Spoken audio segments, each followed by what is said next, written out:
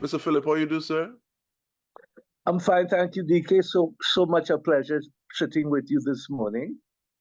The pleasure is mine, but I want to ask though, is just show off thing in the sense that there's so many forms of expressions that you use. So why make this one now? Why use this form as a manner of expressing your art?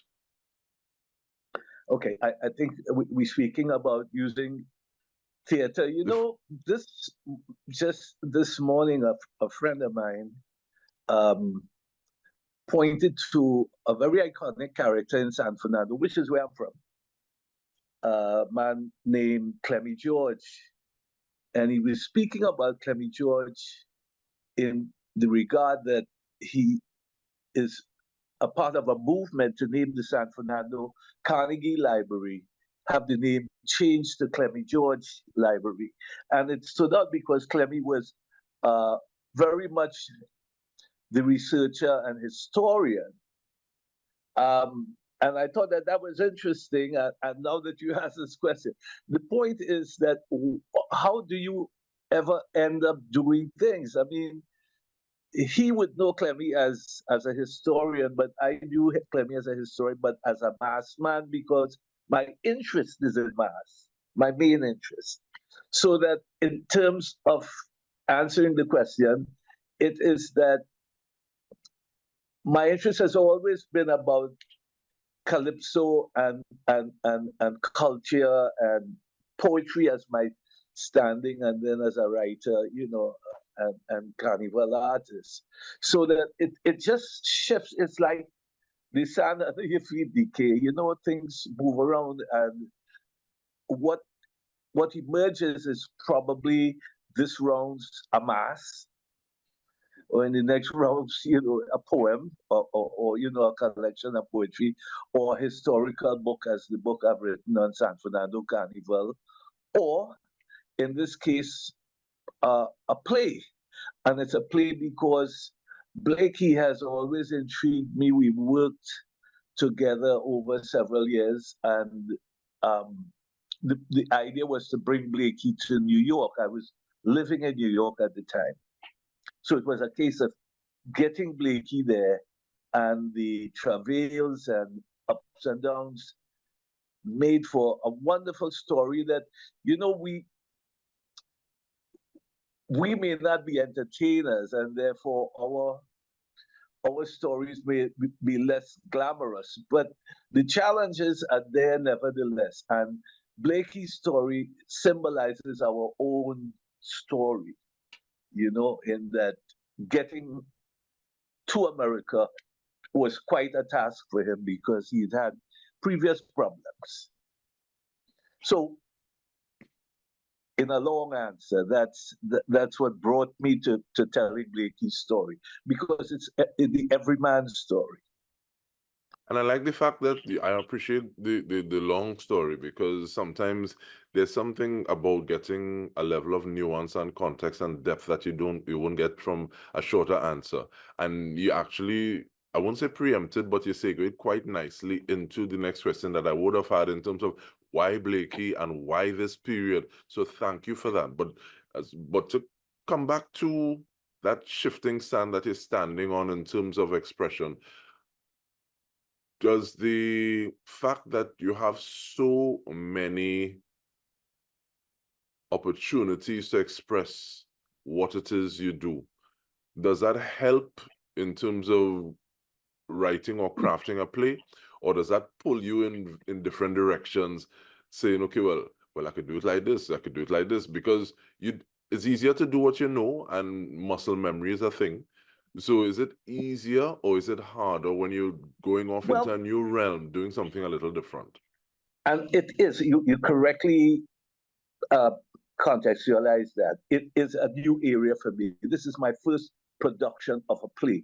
And whereas I have had several works, you know, that I am processing, the idea was that Tony Hall, rest his soul, was to be the director of this particular play. In fact, Tony egged me on, finish the thing, so, you know, and we were talking about that. And then, of course, we lost Tony.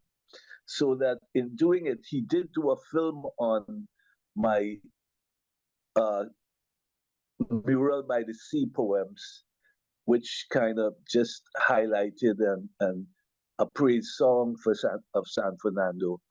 And that would have been the lasting creative link between him and I, because we had done Gene and Dine and all of these things. But getting to this play, sadly, he passed before it we could collaborate there. Um, but the thing is that it works like that. It's a hard process, because if I wake up this morning, if I went to I went to bed last night and I come up with poetry, then poetry is going to occupy me until that gas tank kind of levels off, and then I move to the next thing, which you find yourself having to do the very awkward and mundane things about your day to day, because one of the things, however, is that I have not worked out the trick to make these things a sustainable part of my life. I've chosen the hard things to do, Dike. You know that you don't live by poetry, or you don't live to live by carnival. You stand a chance, but if you don't have that kind of acumen, especially on the business front, then you just become another frustrated artist. And most of my life, I will be the first to raise my hand. I think I've done that, but I've done it with a passion, and I've come by whatever talents that I manifest. I've come by it honest, because it is out of sheer passion and a commitment to it. And then making that work is a craft sometimes, huh? Because many people Oh, say absolutely. these things make a lot more sense financially after you pass and gone. And people say, "Ooh, Isn't that something? he was the best thing. He was the Yeah, nicest thing." yeah. They make us Boy, feel the works that he produces. yeah. And in a place, in small island states and small island societies, you think of how many of our artists, somebody asked me the other day, they came across a poem by Leroy Callis, and automatically they went to Stalin, the Black Stalin, and I had to remind them, no, Black Stalin is Leroy Callis, but Leroy Callis was an actual poet that Trinidad produced, but not unheralded. In fact, Leroy Clark, God bless him, that he had the only full manuscript of Leroy Callis's poems. But you see how the name, the analogy, and the relation to the parallel universe of the creative as a calypsonian, Leroy Callis the calypsonian, and Leroy Callis the poet, because it's all poetry at the end of the day. So that's what happens, because the people who would make these decisions and things, you can't make them out of some kind of always a financial decision or calculation. Creativity doesn't work, as you know, it doesn't work like that. You And I have think to that's do the and I work and think do the work, and like you see at the end of it, somebody comes up and finds some little nugget of your life that transform and transfers to some tangible reward. And I think that conversation, and we call it conversation as opposed to fight, between editorial aspects or the business aspects and the aspect of the craft itself, just like you said, doing the work, is something that will continue. And speaking of having that conversation, it's time for us to take a short break. When we return, we continue the conversation with Dawad Phillip. Stay with us. We return after this.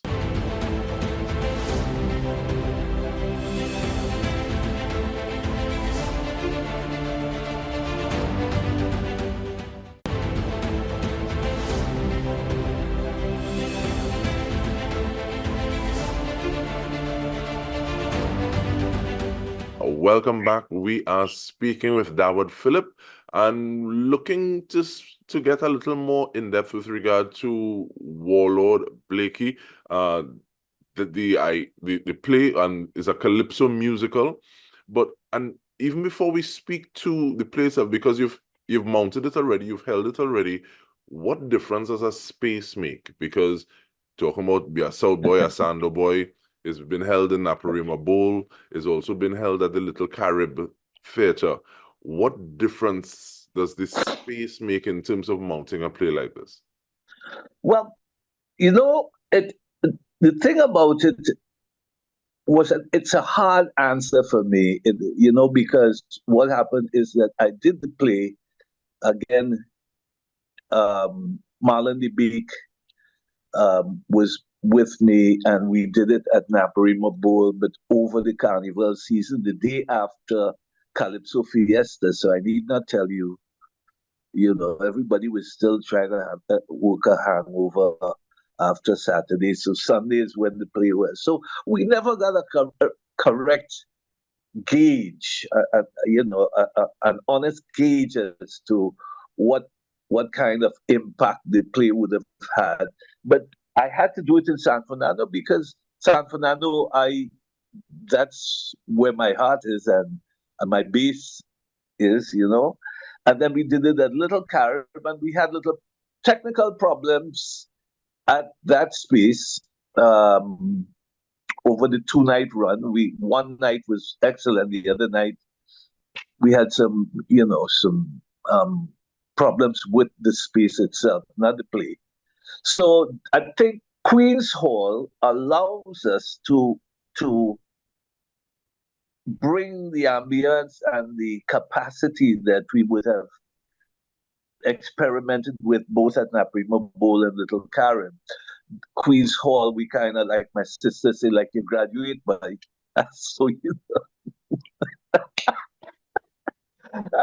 I have the best boosters, but the best mama guys in my family. So yeah. So bringing it to the Queen's Hall space, it is quite a new experience, and I'm anticipating it, and I think everyone involved in the play, particularly the set designer, who's Narad and Mahabir, and director Dr. Travis Weeks, and everybody, Marvin Newton, everybody has brought, let's say, a Queen's Hall state of mind to the production, and that's pretty exciting. I'm listening to them in rehearsals, and there's a clear difference, a marked difference between the earlier performances and the performance that is in the pipeline for the 1st of September.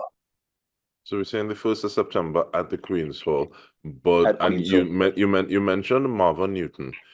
Speak to some of the people who are part of the play, the two main characters, as well as yes. Marvin Newton, and what kind of energy, why the decision to have these specific individuals?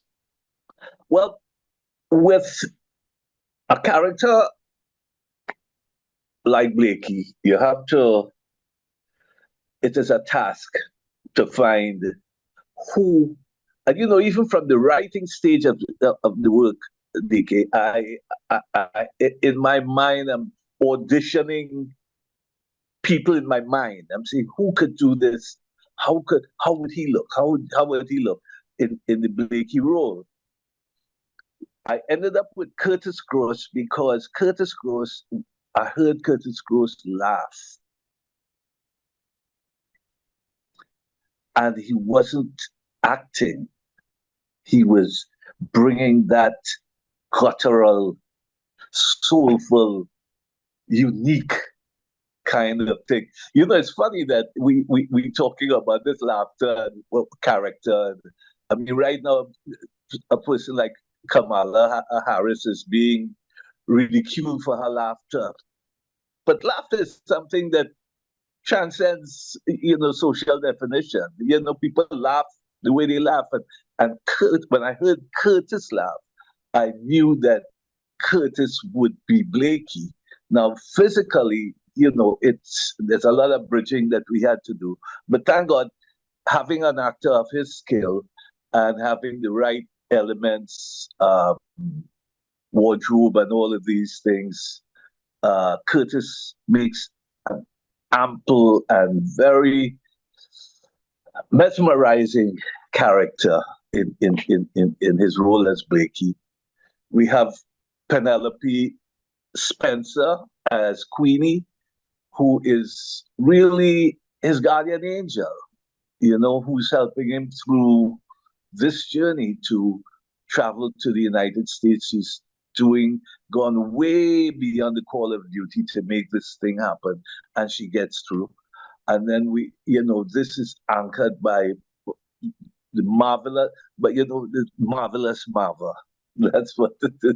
Marvelous Marva Newton with, Marva. I watched her in the last couple of days, going through every detail of voice training and coaching and getting the best out of the chorus and characters and the timing of everything. So it's just a marvelous thing going on. Again, for the pun. We have Dr. Travis Weeks, who's a St. Lucian scholar who runs the creative arts program at UE St. Augustine. And we have a set of dancers, and we have Tafa Ali as the production manager, and Zion McNeil, as the stage manager. So we have an interesting mix of experience and a kind of energy that is necessary. I'm listening to some of these young people sing some of Blakie's songs that older than just about everybody in the room, and the enthusiasm and the buoyancy that comes with their performance and the way they embrace the moment, and that comes across in the play for me. I like the fact that you speak about energy, because it carries me back to my thought that Curtis Gross actually is one to embody that energy of literally somebody who people call the Warlord, with that bravado persona that he would take on when he's portraying the Midnight Robber. Because some people, according to some people, sometimes if you try to lift that energy, it could capsize you, it could make it top a little bit. Absolutely. So being able to move with that, I think, is really important. But also moving with it, we have two things I want to ask. One, ticket information, how can people avail themselves of it? But I also want to ask, how easy is it to take your baby that you finished writing, that somebody else was supposed to direct from jump, and put it in the hands of Dr. Weeks? Yeah. Well, you have to trust the process, and that's the thing. The work itself, the work stands on its own. It's funny. We just had a conversation, and somebody said to me, one of them in the production says, we have to, if we stick with the script and just find the energy inside of the language, everything comes out. And as soon as he said that, and you started to see the transformation, if you pay attention, because the language, it's Blakie's voice. And he takes you on that journey. All you need to do is fasten it. It's a roller coaster, but you need to just make sure you're locked in, and it's going to take you in beautiful places. Thank you so much. And lastly, ticket information. Okay, so tickets are on sale at the box office, Queen's Hall, or you could reach out to me at 792-2025. 792-2025, and we could arrange for their group. We have group sales, and we have something for the TTARP retired persons kinds of special. So it's available, it's accessible, and we're looking forward to celebrating independence with one of our really iconic persons in the personage of Carlton Joseph, the Warlord Blakie, last of the best. And with that, we want to thank you so much, Dawad Phillip, for actually raising that voice, raising the energy, and carrying people through. Because, like you said, there'll be songs that are older than many people who will be in attendance. But at the same time, looking at how we build that bridge to connect where we have been to where we are now and where we can be. And on behalf of the entire TTT team, this has been In Depth with me, Dike Rostant. Thank you so much for joining us.